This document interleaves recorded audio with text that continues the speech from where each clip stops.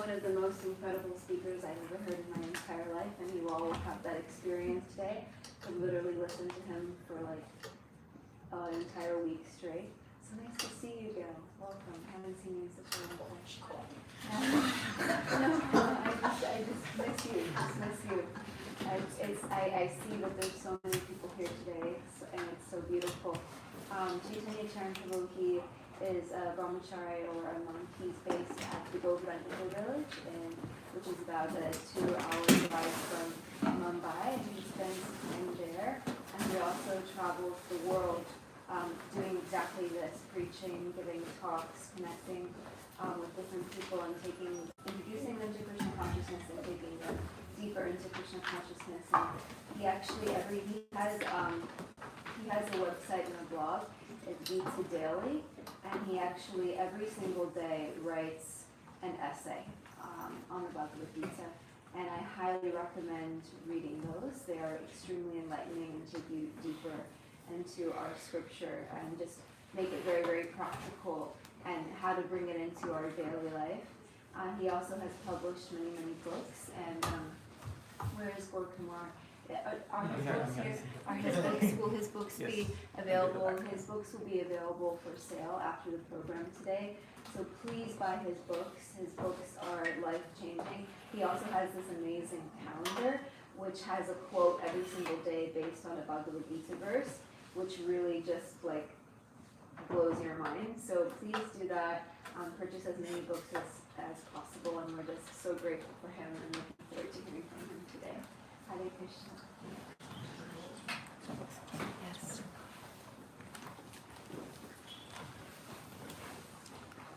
Let me fix this. Oh.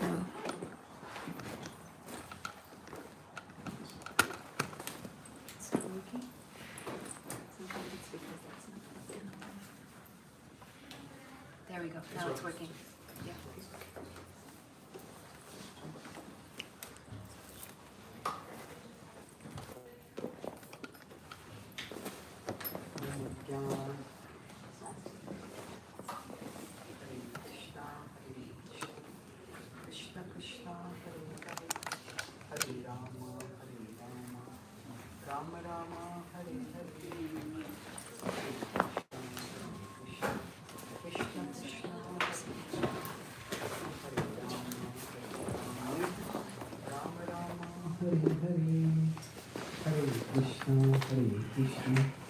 Krishna Krishna Hare Hare Hare Rama Rama Rama Hare Hare.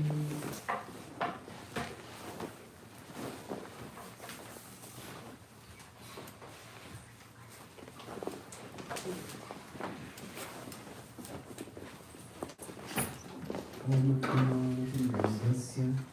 Namah Janam Chakshurudapalye Tasmai Shri Gurave Namaha.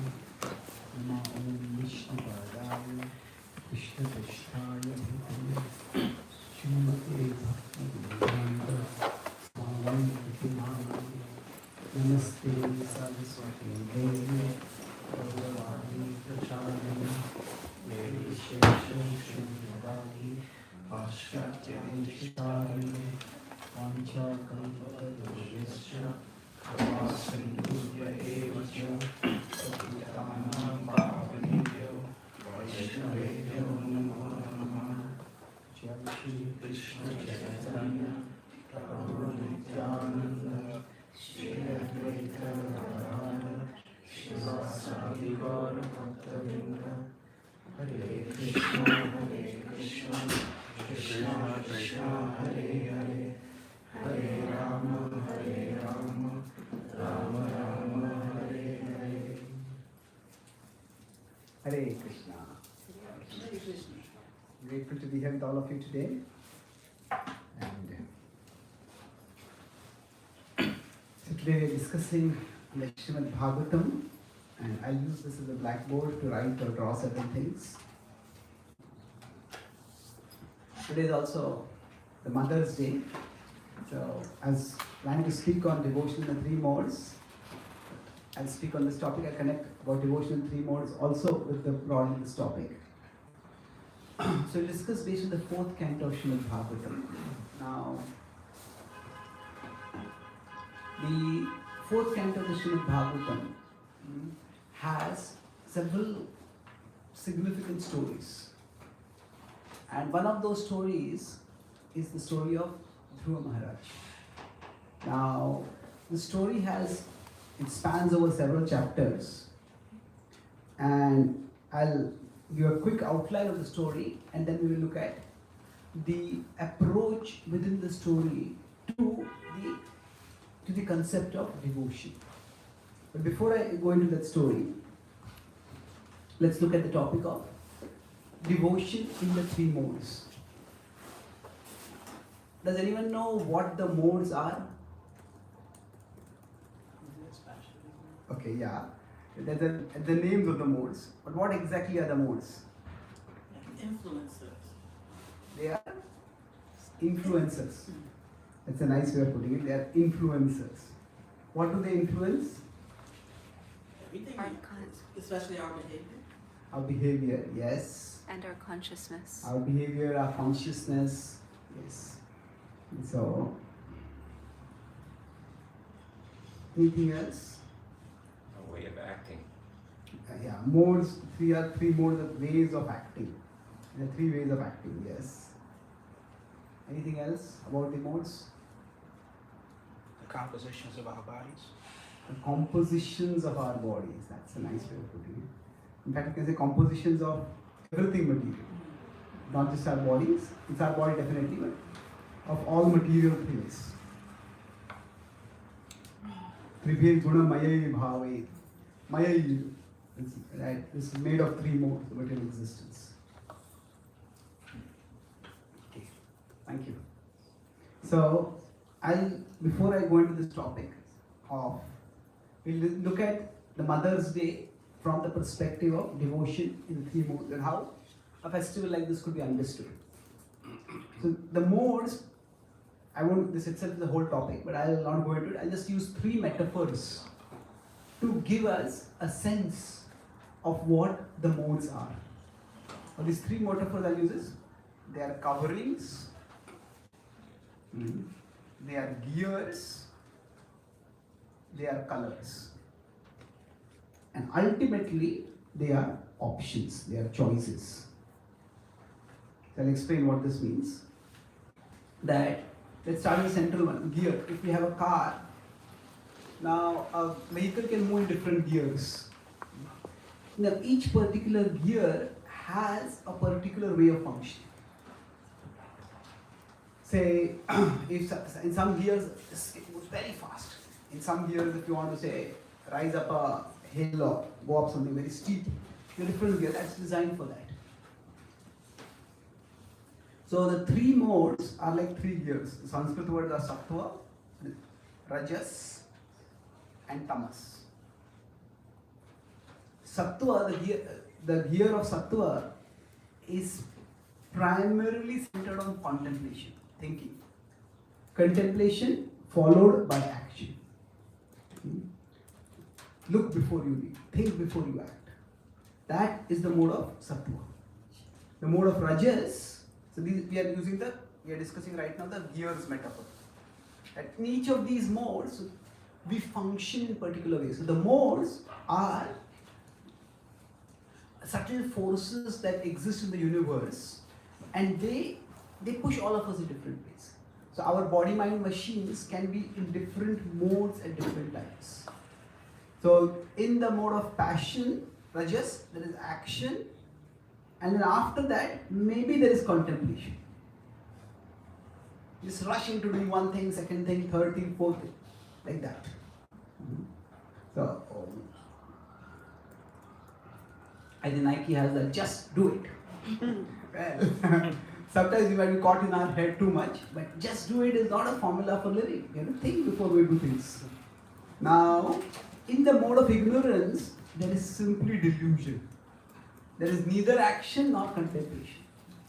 Like a person is busy watching videos on Insta or Facebook, and one after another, they just clicking, and you ask them, what are you watching?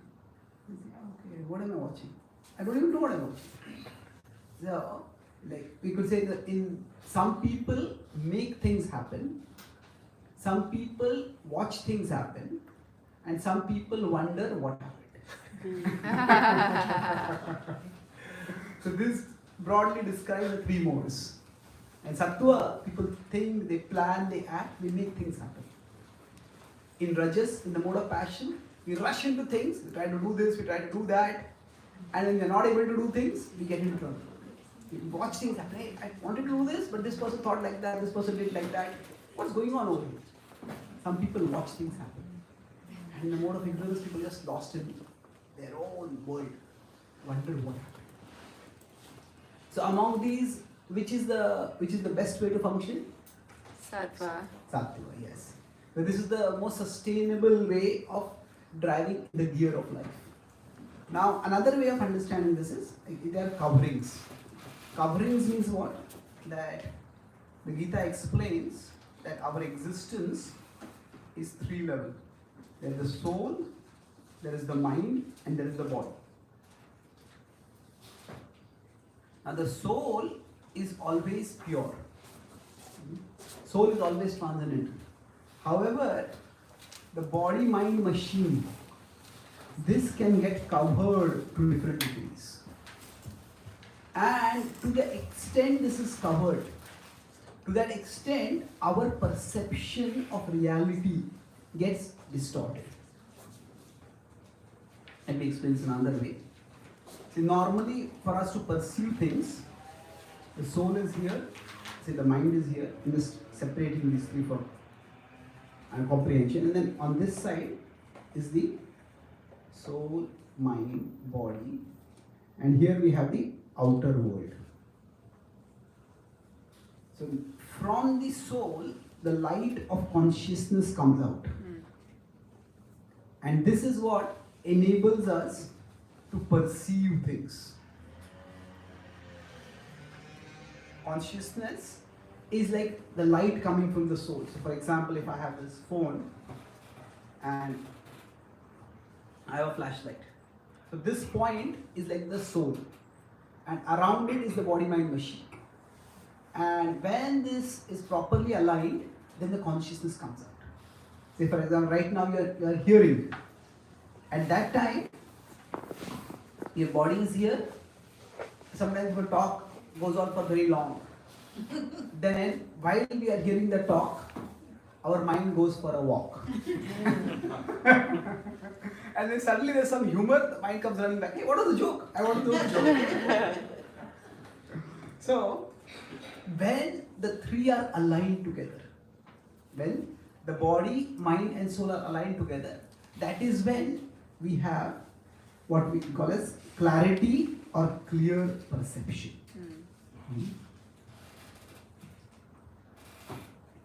So when now this soul, mind and body align together, that is the state of goodness. So at that time we are able to see things clearly. Krishna in the Gita says that one of the characteristics of Sattva Guna is prakasha, illumination or clarity. But sometimes it may happen that the soul is here, the body is here, but the mind is somewhere here. So now in this case, when this happens, on one side some of the consciousness is going over here, and maybe some of the consciousness is going over here. And this is the time when we tend to be absent-minded, or to use a more current word, we are distracted. So we're talking with someone and we see their eyes going glazing a little bit. Earth to you, where are you? Come back. So the mind goes off. And so now what is the covering over here? I'm using the word covering. It is that the clarity of our perception gets covered because there is a misalignment. It like say right now, like sometimes if you're watching a video and the video recording was not done properly, so the audio and the video are not. And one thing is being spoken as sound, another thing is happening as speech. Sometimes we hear a punch, and other person is still standing there. Nobody is in to punch. We hear the crunching of the fist hitting against the jaw, and then after some time the punch is hit. It's just misaligned. So like that, our consciousness can go into different directions. At that time, aneka chitta vibhranta. It can go in many different directions, and this misalignment is there. At that time, the perception is far less clear. So we could say the covering on the covering of our consciousness is more. We perceive it less clearly. In the mode of ignorance, this is soul, this is the body, and the mind is not here somewhere, the mind is almost in the opposite direction.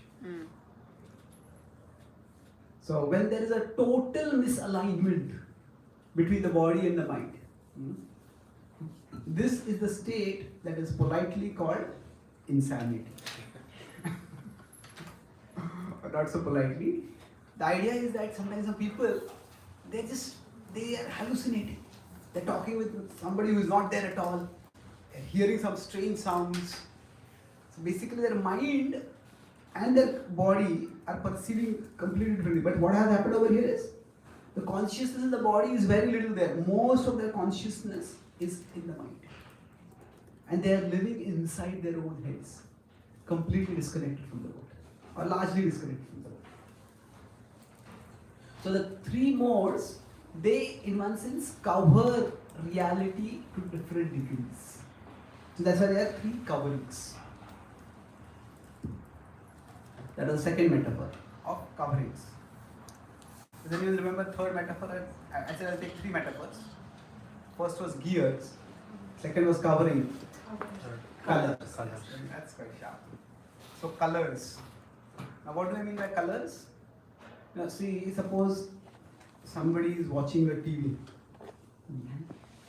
Nowadays the TV sets are bigger than the people who are watching. Yeah, I was thinking.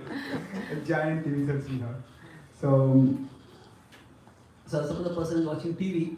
Now on TV there can be movies, there can be sports, there can be news, there's so many things which we see on it. But ultimately the TV is nothing but a set of pixels. They're just a set of dots. And essentially those dots are of three different colors. And through the combination of those three color pixels, what happens is we get to see a wide variety of objects. So that is something similar to the soul. You can say the soul is here and the entire material world is here. So even the body-mind machine, so this includes the mind, the body and the outer world. All of them, they are separate from the soul.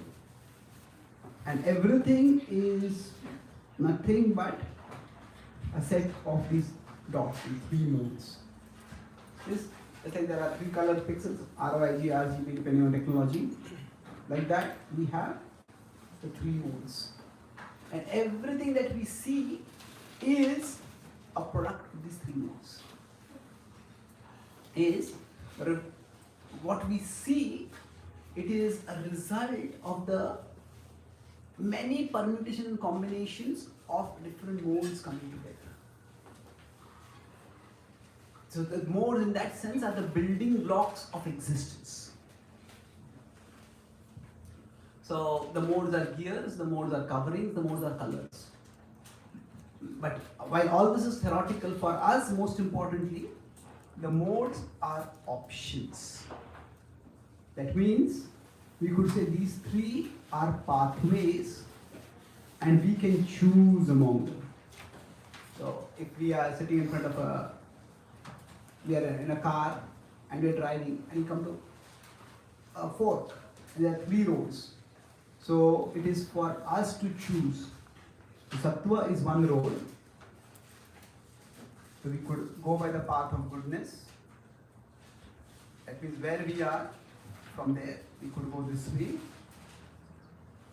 or we could go this way, or we could go this way. Now, how do we go? That's up to us. So these three are pathways. They are options and we need to choose among those options. Now what does this mean? We need to choose among those options. There are certain influences that will influence us more than others. Say suppose somebody has to study for an exam, a student, they're studying for an exam and they're sitting in their room and they start feeling bored, tired, distracted. And they start thinking, okay, I'm sitting on this table, there's this nice bed over there. I lie down on the bed and then I'll study while lying on the bed. So what happens is, when we think I lie down and study, we are lying down to ourselves. Isn't it? We will just lie down and the book will be in front of us and the book will be on us. Isn't it? So on the other hand, a person is okay, maybe let me just look at the social media, just get a little break. And they will go to Facebook and they say, 2 minutes I look at it. And 2 minutes become 20 minutes, 2 minutes become 2 hours, 2 minutes become 6 hours. Hey, what happened? I wasted so much time. People who can't take shelter, people who can't face books, take shelter of Facebook. So we get lost sometimes. But that same person says that, okay, I'm a little bored, a little tired, let me go to the library. And they go to the library and then everybody is very seriously studying. Okay, everybody is studying over here, I shouldn't be wasting my time. They also get into the mood of studying and they can absorb in the book. So, here they had the choice. So, we could say one place, their own bed is more in tamas. It's a place of lethargy, inactivity. They're just going on social media, is getting distracted. It's a place of rajas, mode of passion. Going to a library is the mode of goodness. So these are choices for us. They are options. And among the options, what we choose is up to us. Now, each of us may be prone towards a particular choice more than other choices. That's fine. But that does not mean we are completely controlled. We have certain directions which are more natural or easier for us than others. But we can change the direction of our consciousness. And that is the scope for free will. That is the domain for free will for us. So this is broadly the concept of the three modes. Now, I'll make one last point before we move forward. Now, there are two ways of looking at the three modes. There is tamas, rajas, and sattva. Goodness, goodness, passion. And these three can be seen as hierarchical. And bhakti yoga is a process that takes us above this. Now, above this is the divya or the transcendental state. Traigunya Vishaya Veda, Nistraigunyo Bhavarjuna. The Bhagavad says, go beyond these three modes. So that is where we fully don't just see outer world clearly, but when we are transcended, we see the inner world clearly. We understand who we are. So the elevation of consciousness that happens is, from whichever lower mode we might be in, we rise towards the higher mode. That is the practice of Bhakti Yoga. Now, this is elevation. Now, that's one way of looking at Bhakti Yoga practice. So, we rise from a lower mode towards the higher mode. And that is true. But Bhakti practice can be seen another way also. That these three are modes: Sattva, Rajas, and Tamas. But Bhakti is above all of these. And one can start the practice of Bhakti from wherever they are. Somebody might be a drunkard, somebody might be a drug addict, somebody might be just completely greedy or completely infatuated with wealth or sensual pleasure. Somebody might be just into reading lots of books. There are broadly characteristics of three modes. But wherever one is, one can start the practice of bhakti from anywhere. So this is the initial part. Initial takeoff can be from anywhere. But this describes the eventual journey. So we can start bhakti practice from wherever we are. That is the inclusiveness of bhakti yoga. Eventually, however, we need to rise towards a higher level. We need to rise. The best way to practice bhakti is, if we are in sattva guna, then we are relatively calmer, our perceptions are clear, then we can move forward faster. So this is a quick overview of the three modes and how they affect us in life. Let's look at how, basically there are three modes, and beyond that is the transcendental level. So we'll look at how we could perceive events, including say the event of Mother's Day, from the perspective of the three modes. So everything in this world, at one level, it's sometimes it says beauty lies where? In the eyes of the beholder. Beauty lies in the eye of the beholder. Now, is that true? What do you think?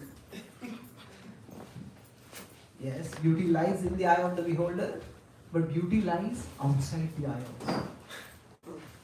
That means there is, when somebody is infatuated, they may think, oh, this person is the most beautiful person in the whole world. Now others may think, no, I don't think this person is the most beautiful. If somebody says like that, I'll kill you, no, this person is the most beautiful. So there is certain attraction that comes which is in the eye of the person. But there is also, you could say, an objective characteristic that is beauty. Some people are more good looking than others. Some people are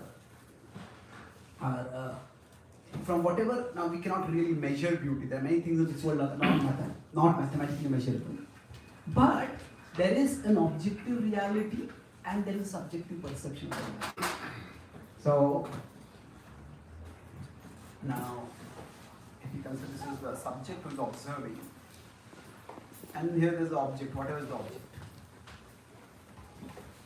It may be another person, it may be a work of art, whatever it is. So now there are some works of art which are really beautiful in themselves. Anybody can appreciate it. And somebody may say, I like this art. And somebody may say, what do you like about it?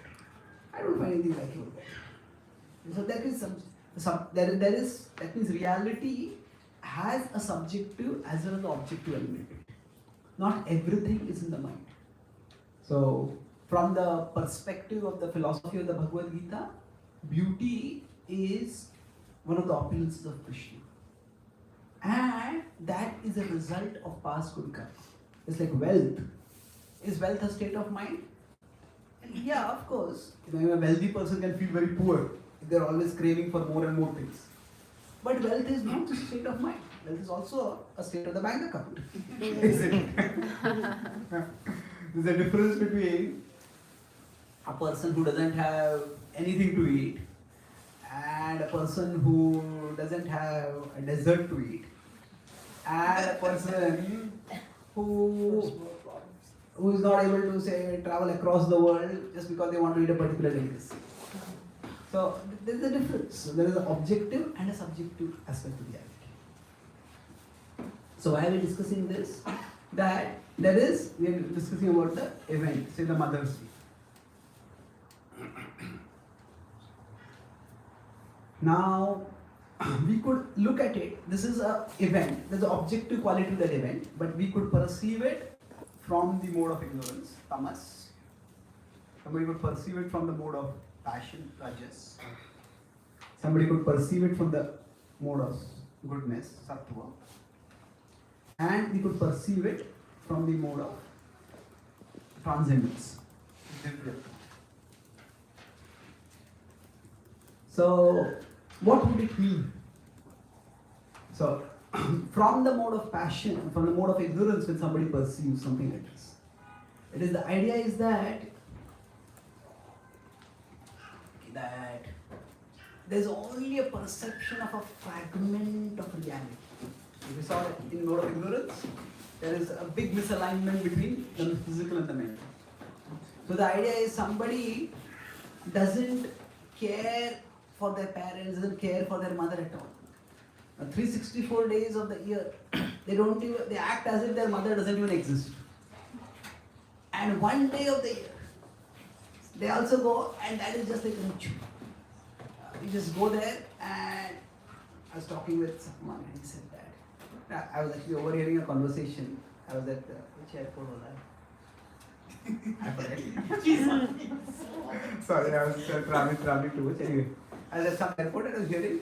So one person was telling another person that holidays are times to be with our loved ones. He says, where are you going? He says, the first person was telling, your family stays here. Holidays are the times to be with our loved ones. He says, yeah, that's why I'm going away from my family. So, as such a cynical way of looking, that my loved ones are not my family, they're someone else.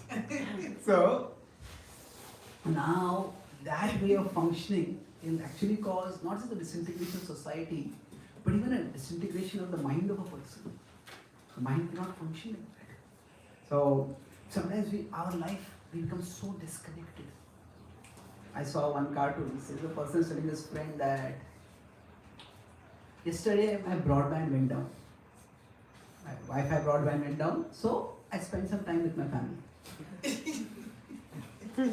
They seem like nice people. So sometimes you get completely disconnected. And this one day of the year is also just like a ritual to act out the day. So in Tamoguna, one may just do the ritual in the mode of just do the ritual and just forget it. In Rajoguna, somebody in the mode of passion. So in Tamas, it just becomes a ritual. Just an annual ritual. In Rajoguna, the same thing can just become a commercial enterprise. Everything, many of the festivals in the world, whether it is Christmas in America or it is Diwali in India, it's become highly commercialized. It's more about buying and selling than about the actual person. Say Christmas, people are more concerned about Santa Claus than they are about Jesus. In India, Diwali is more about firecrackers and fun and food than about Ram or Krishna or Bali or anyone or Vaman or anyone else. So like that, the thing has become commercial. And especially with big business getting involved in any festival, it does happen. The Mother's Day, there's a big sale. And then in the sale, people just get caught in that. And at that time in Rajas, everything is really transactional. Transactional means when a person in the mode of passion, if somebody gives them a gift, their first thought is $25. Thought is okay, $75. So sometimes some people, you give them a gift and they can't even wait till the gift is put off. They're googling what is the cost of this gift. So we don't see the intent, we don't see the affection. So everything can become very commercialized. And then again, in these two, Rajas and Tamas, there is not much deeper meaning, not much deeper value to it. But in Sattva is more associated with maintenance, stability. In the mode of goodness, it's more about remembrance of the relationship. Each one of us, we exist because of our mothers. Of course, our parents, both of them, but we come into this world because of our mother. And it's not just we come into our world, into the world because of the mother. It's actually because of her care that we grow up, that especially our formative years are formed by our mother. And then throughout, mother is often a source of great affection and love. And to the extent we remember that, Sattva-guna is associated with, in Rajas, one is simply associated with the new. infatuated with the new. In Satvaguna, we value what we have. Now, when we talk about being grateful,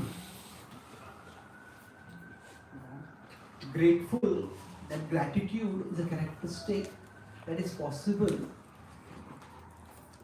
only when we have some level of sattva. Now, gratitude can be also for many things. It can be for the gifts in life. The many things which we have got, maybe we got a good job, we got a great house, somebody gave us this gift or that gift. That's good to look at the gifts in life. But a far more fundamental thing is the gift of life. That life itself is a gift. And that is a fundamental gift that enables us to value or relish any and every other gift. So, when we talk about gratitude, if there is no gratitude for the gift of life, then all other forms of gratitude become highly superficial.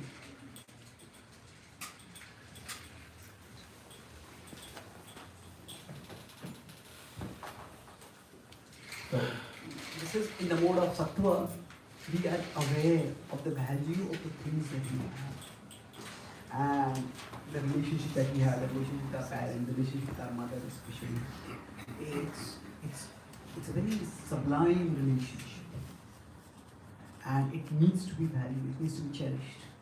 And the idea is that, it's like in tamas, there is no awareness, and just one flash of awareness for one day. That would be in tamas. But in sattva, there is regular awareness, but this is a special occasion to remember and do something special. But it is not just for that day that it is valuable. It is something which on that day we can do something special as an offering. As an offering of our affection, of our gratitude. So,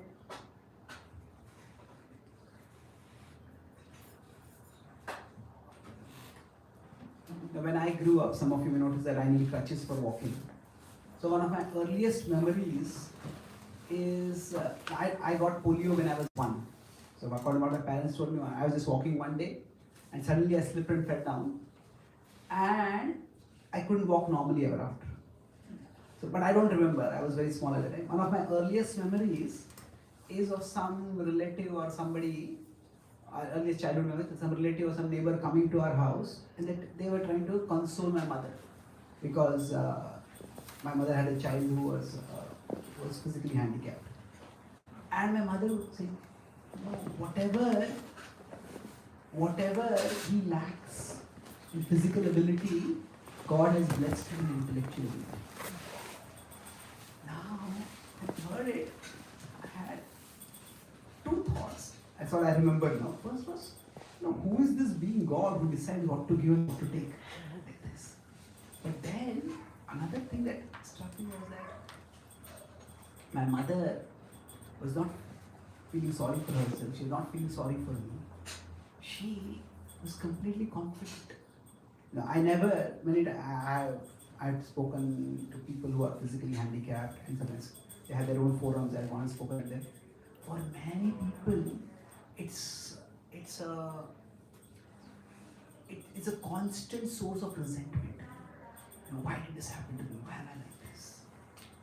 And I don't remember ever feeling resentful about it. I always noticed I was different. There was many things which I could not do. But it was just a fact of life that I accepted. And now when I look back at it, it was primarily because of my mother. My father also, but my father was having a traveling job. So he was never there with us much. So my mother never made me feel that I was a burden or even my lame leg was a burden. And she never made me ever feel or never let me feel anyway insecure or inferior.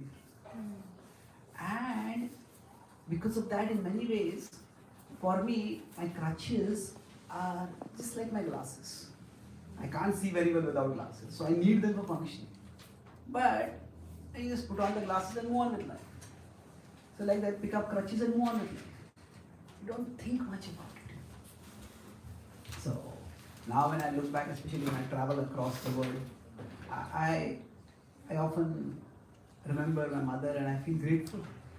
You know, that those that self-affirmation, we can say, that affirmative way of looking at life, that trust in yourself, the confidence in yourself, that is something which is a great gift that my mother has given me. So now when I was introduced to Bhakti, I was about 25 years ago. Now, one of the things that I found extremely difficult to accept, that was often taught, and I'll talk about how that is a distortion of the teaching of Bhakti, that it was taught that all relationships are simply illusion.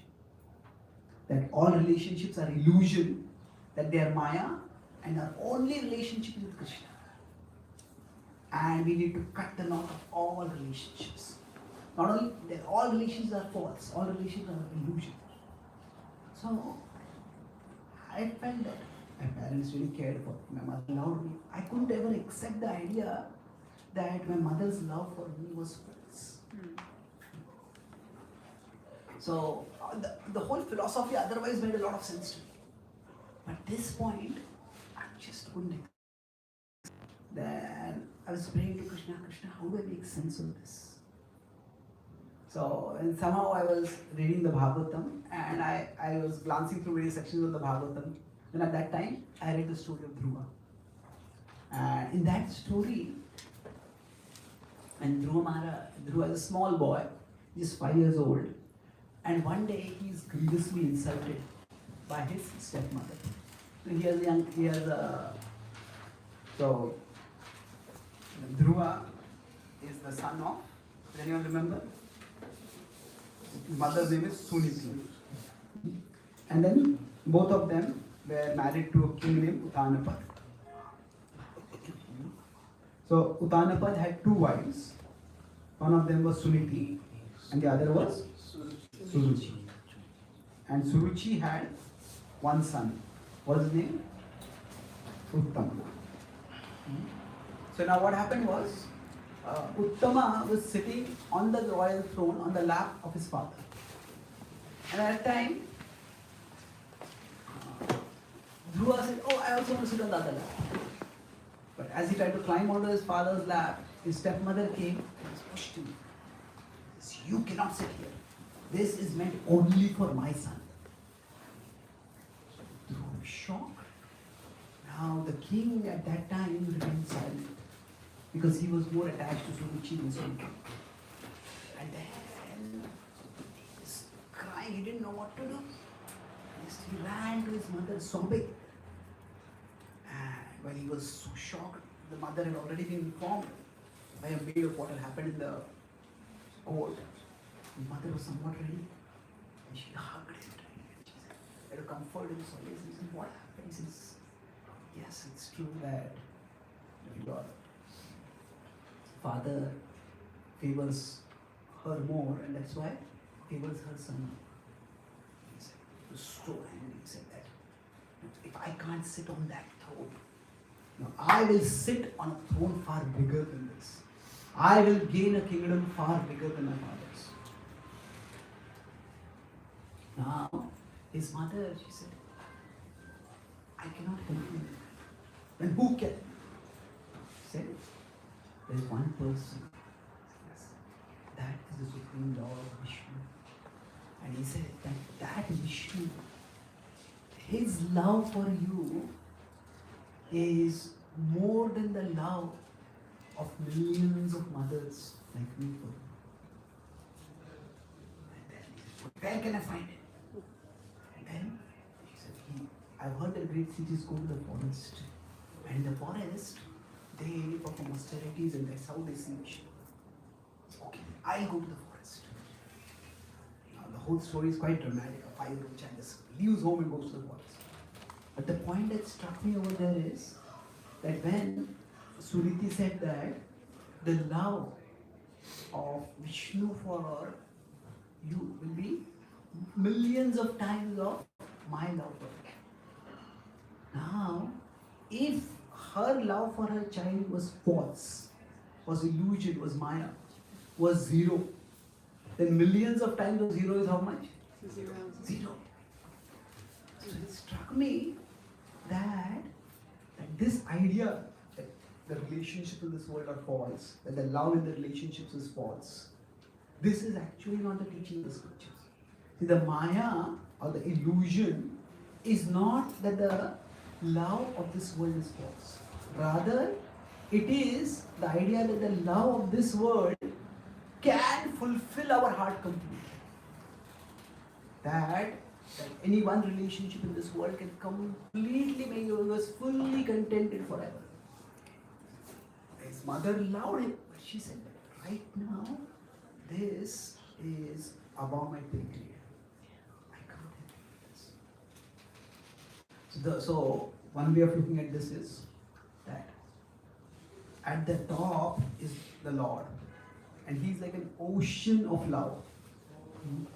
The affection, the love that He has for everyone is like an ocean. And say now, we are here. Now while we are in this world, we have many relationships. I'm just depicting this for simplicity.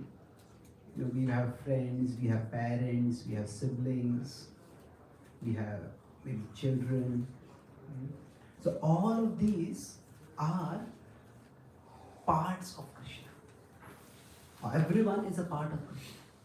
And in our relationships, sometimes we may get love from one person, we get love from another person, we can get love from another person. And sometimes we may reciprocate with that love. Sometimes we may not reciprocate with some love, we may receive only partially. Sometimes we may offer a lot of love to someone and that person only half reciprocates with us. Sometimes we offer a lot of love to someone and that person doesn't reciprocate at all. There are various combinations possible.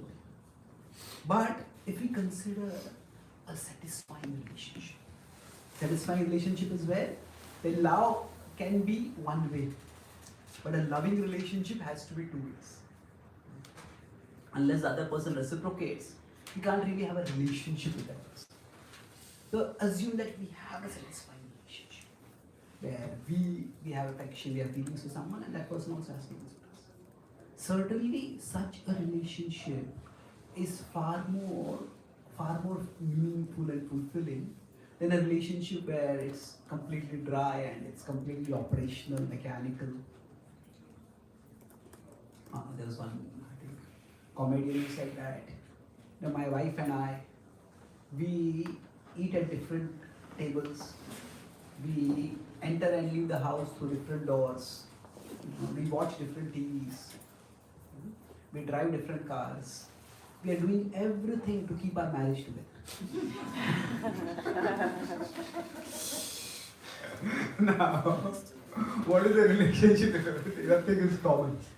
So, instead of, if there is a meaningful relationship where there is reciprocation, now that is definitely fulfilled.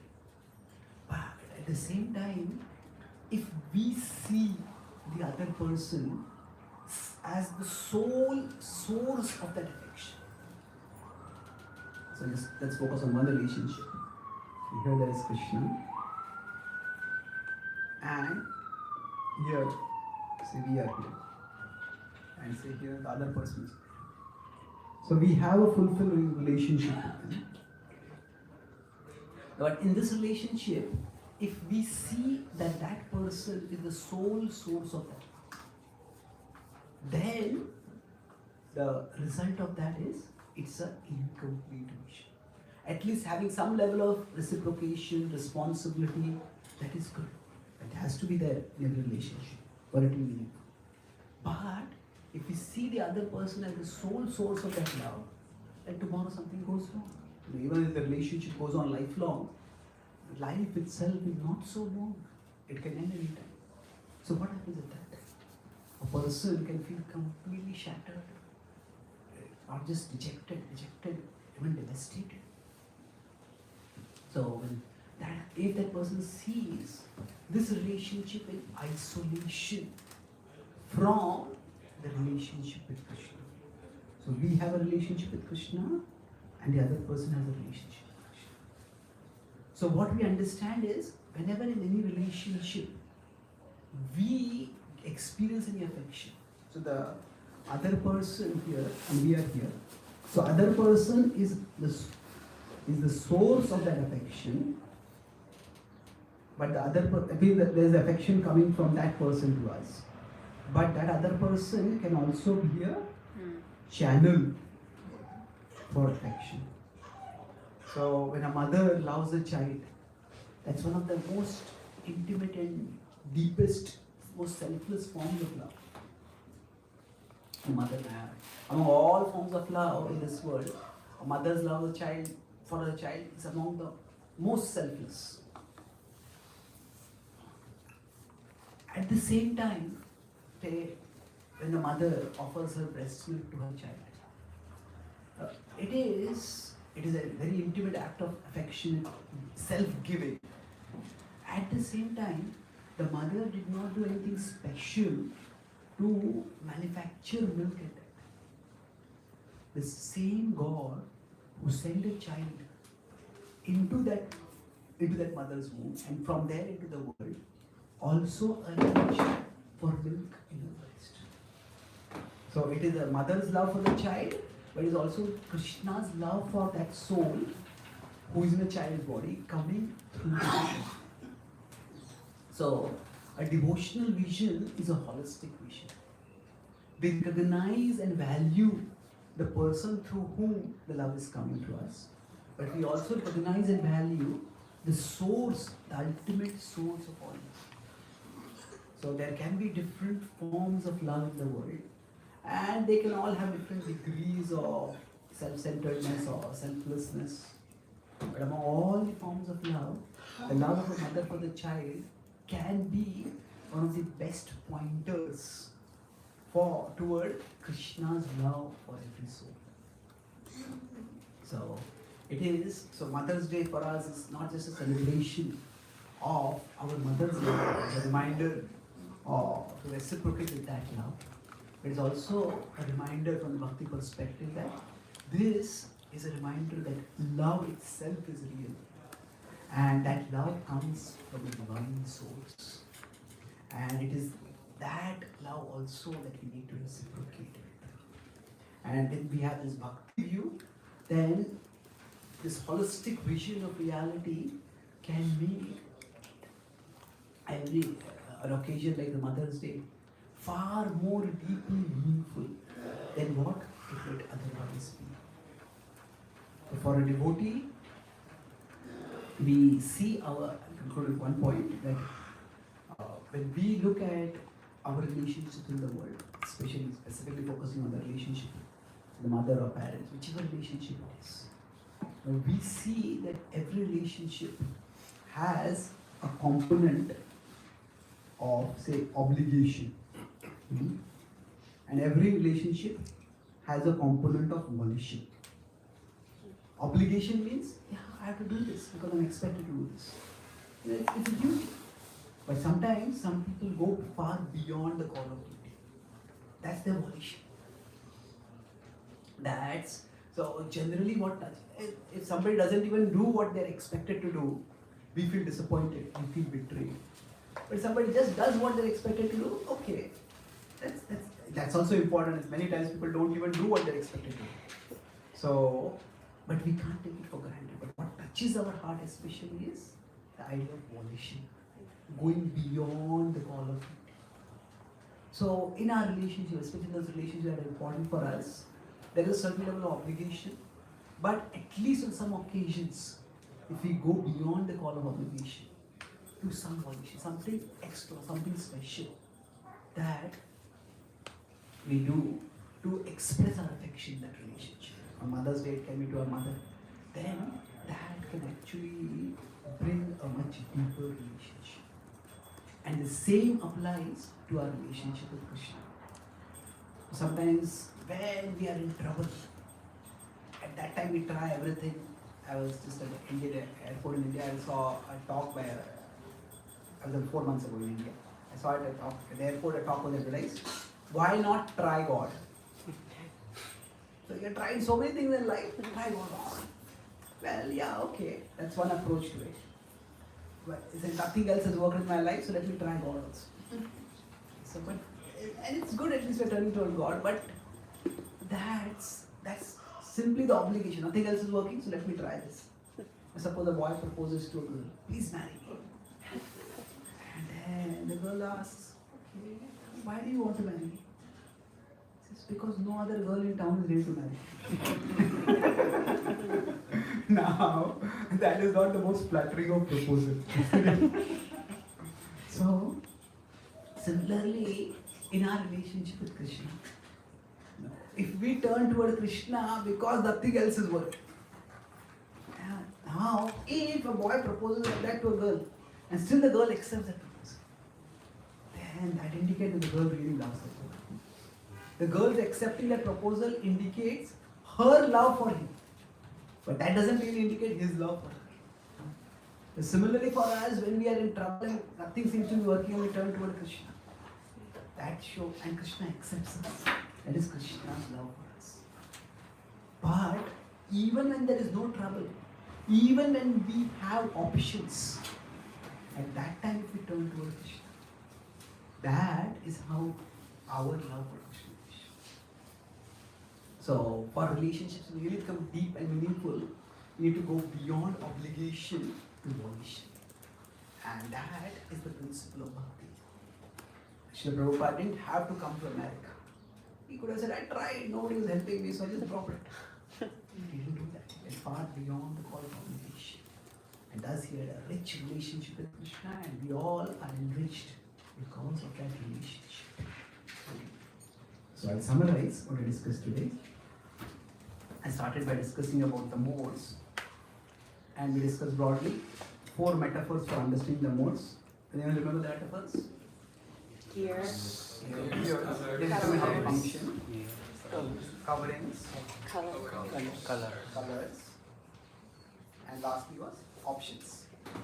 We have to choose, and we can choose among these options.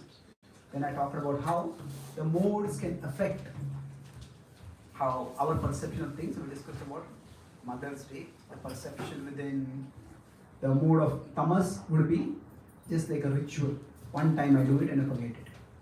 In Rajas, it is commercialized. Okay, how much money do I have to spend? Or people think, how much money can I earn? Or then Sattva, there is gratitude. That there's so much somebody has done for us. It's one of the most selfless acts of love. And then we look at the divine or transcendental perspective. And there we see that we see both as we see the source of love and the channel of love. So we reciprocate and are grateful to the source. The mother is the source of love, but we also remember that there is a higher love. And when the experience of love in this world inspires us to reciprocate not just with that immediate source of love, but to also the ultimate source for whom this is the channel, then we can get truly uplifted. And in our relationships, for the relationship to be truly meaningful, we look at how beyond obligation we go towards volition. What can I do voluntarily? Something special, something extra. And that is what can make for a deeply meaningful relationship. Thank you very much. Hare Krishna.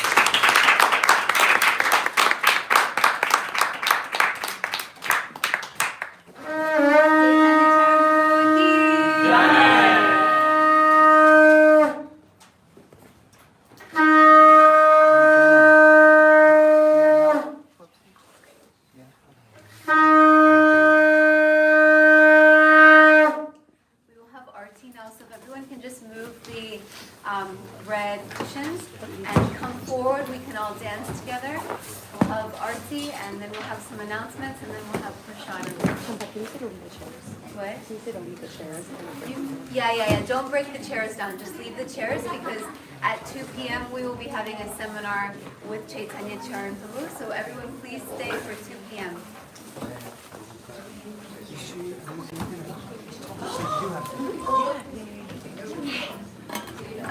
Sorry. It's good. As you mentioned in introduction,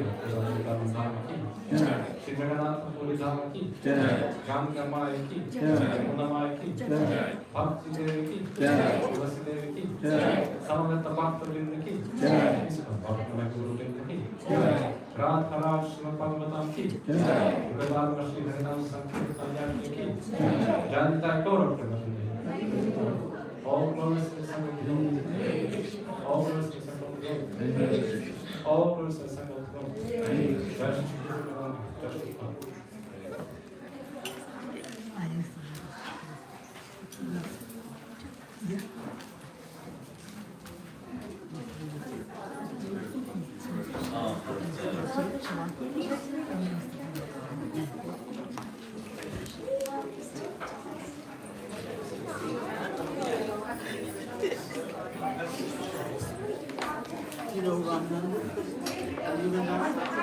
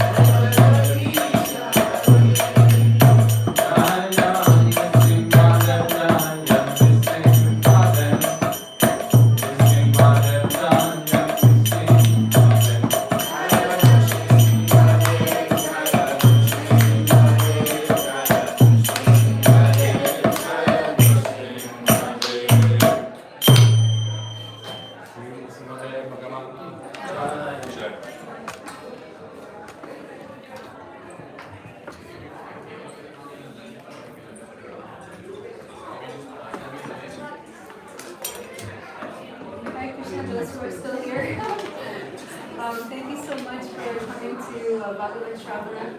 And some announcements. Please stay. Chaitanya Charan will be giving a seminar at 2 p.m. And it's going to be really, really wonderful. So please stay for that. Also, please don't break down the chairs so that we can come back to the seminar. We're selling Chaitanya Charan's books in the back, so please, if you would like to purchase any of his books, please do so. And Chaitanya next Sunday, Bhagavat Sravana will be given by Gauranga, who is a very, very one of the two most senior disciples of Swami in the world, and a really incredible teacher.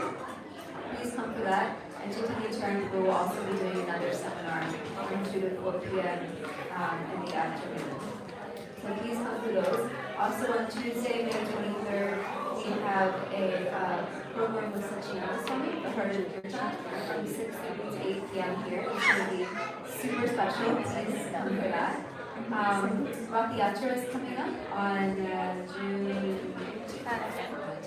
Yes, June 10th. Down Fifth Avenue, culminating in an amazing festival in Westminster Park, and we have many exalted personalities coming to that, including Bhagavat Sravana, just confirmed yesterday. And we also have School of Bhakti. If anyone else wants to join me every Sunday during Bhagavat Sravana. If you're interested in doing flower seva sponsoring, that's also available on our website. And if you're not already signed up to the Temple newsletter, please do so by going to our website and scrolling down to the bottom, clicking on Join My Temple newsletter. So please stay. We have lunch served for you in the back, and come back at 2 p.m. here in the temple for the Sunday. Thank you so much.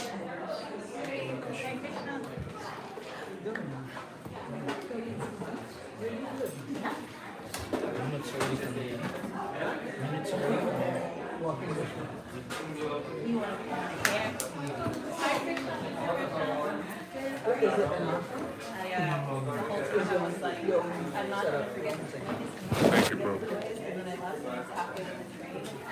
Is everything just like going to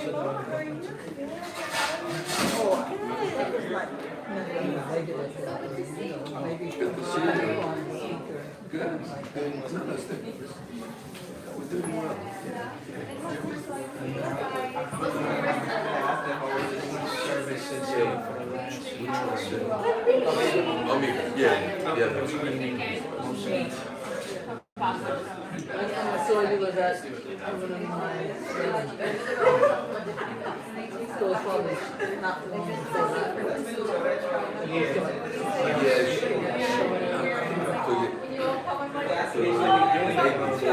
She wasn't sure. And then yesterday she thought this was coming. And then I said, you know, we can spend another day together and celebrate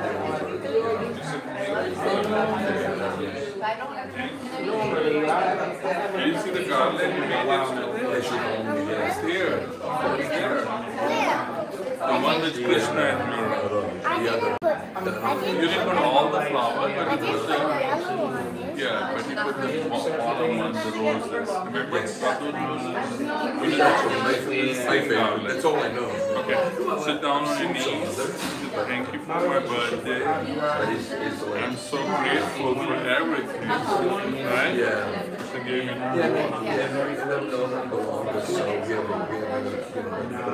that's why I was so lots of tea. yeah, we have Come, now go.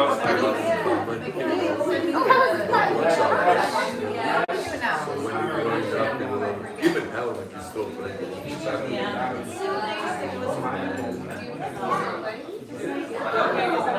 Actually, I missed the day.